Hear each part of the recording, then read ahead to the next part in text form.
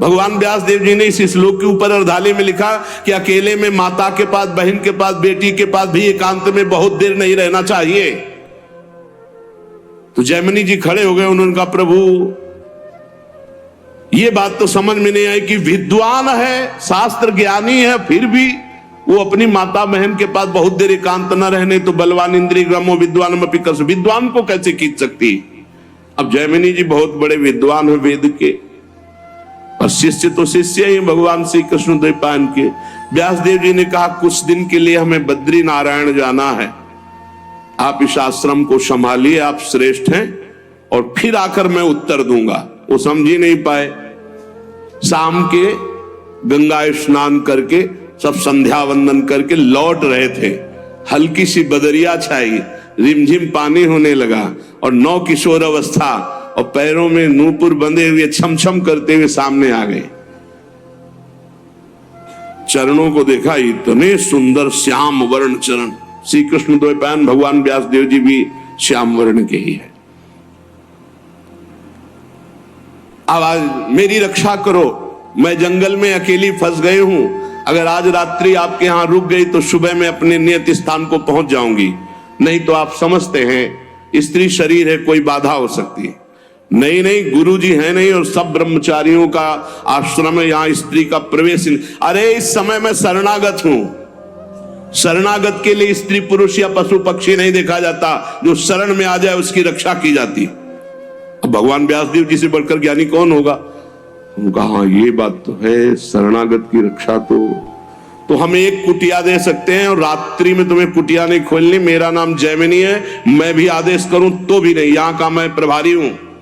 यहाँ की मुझे पूरी सुरक्षा दी गई है कि हर ब्रह्मचारी की सुरक्षा करते हुए मेरे गुरुदेव भगवान श्री कृष्ण द्वैपायन व्यास देव जी का आदेश है, इसलिए मैं भी आकर रात्रि में कहूं तो तुम कुटिया मत खोलना। बस जैसी आज्ञा महाराज, बस हमें तो शरण मिल जाए रात्रि भर की, और छमछमा के आगे। चरणों को ही देखा था। कौन सी कुटिया है महाराज जी। अब उस कुटिया में जब अंदर से बंद कर ली तब आप आए, और संध्या वंदन के बाद जब गुरु जी का ध्यान करके भगवत ध्यान में लगे तो वही नूपुर, वही छमछमाहट, बार बार आवाज काटना चाहे पर वो आवाज कटे ही ना। बोले बाद में ध्यान करेंगे, पहले पूछते हैं कि तुम आई कहां से हो रात्रि में, अभी तक तो पूछा ही नहीं, नाम क्या है तुम्हारा, और तुम यहां फंस कैसे गई जंगल में। अब जो है वो दूसरी बात हो गई। गए और उनका कि दरवाजा खोलिए, उनका नहीं दरवाजा नहीं खुलेगा, जैमिनी ऋषि का आदेश है। बोले मैं जैमिनी ही बोल रहा हूं। बोले नहीं नहीं, उन्होंने कहा था मैं भी कहूं तो मत खोलना। तो अब वहां कोई लिंटर तो पड़ा नहीं था, बहुत बहुत फूस की झोपड़ियां, खपरेला होते थे, मिट्टी की दीवार, बांस की फंटी, उसके ऊपर खपरेला, खपरेला हटाया, बांस की फंटी हटाई, नीचे कूद गए। अच्छी रूप देखा तो ऐसा श्यामता, कोटि कोटि कंदर्प को भी मर्दन करने वाला वो रूप, नौ किशोर अवस्था, विशाल नेत्र, कपोल चमक रहे नील कमल के समान। ऐसे लंबी सांस ली, हक से हो गया वैसा रूप। भगवान है श्री कृष्ण द्वैपायन, भगवान के अवतार है। कैसे आगमन, ढेर हो गए महाराज। कैसे आगमन हुआ, ढेर का मतलब सब इंद्रियां, मन बुद्धि सब आसक्त हो गई उसी में। हम बहुत ज्यादा तो प्रश्न नहीं करेंगे, बस एक ही प्रश्न करेंगे, अब सब भूल गए। क्या तुम मुझे वरण कर सकती हो। आप जैसा ऋषि बोले तो प्राण अर्पित है महाराज। पर हमारे पूर्वजों में एक प्रथा चली आ रही कि आप जहां स्नान करने जाते हैं ना, वहां एक कालिका का मंदिर है, तो जो दूल्हा बनता पूरा मुंह काला करके दुल्हन को पीठ में बैठाल के मंदिर तक ले जाता। तो यहाँ आसपास तो मंदिर है नहीं, वही कालिका जी का मंदिर है।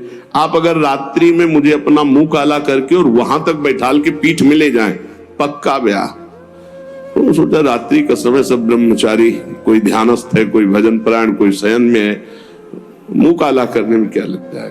कोयला लिया, अपना मुंह काला किया, बैठो जल्दी पीठे में, रफ्तार से घुटनों के बल, काफी समय तो लगा है, बीच बीच में दो चार चपत जम, तो उन्होंने सोचा चपत जमा ले, कोई बात नहीं। मंदिर के पास गए, खींच के 2-3 थप्पड़ मारे। ये कौन सी परीक्षा है। और जब देखा तो दाढ़ी और अरे गुरुदेव बोले बलवान इंद्री ग्रामो विद्वान में पिकर से, बोले हाँ गुरुदेव विद्वान में पिकर सती, विद्वान को भी खींच सकती है। नारी नयन सर जाहि न लागा। कौन ऐसा है, कौन ऐसा है जो भगवान मानता है वो ऐसा है। ये भगवान है बस इतना। जैसे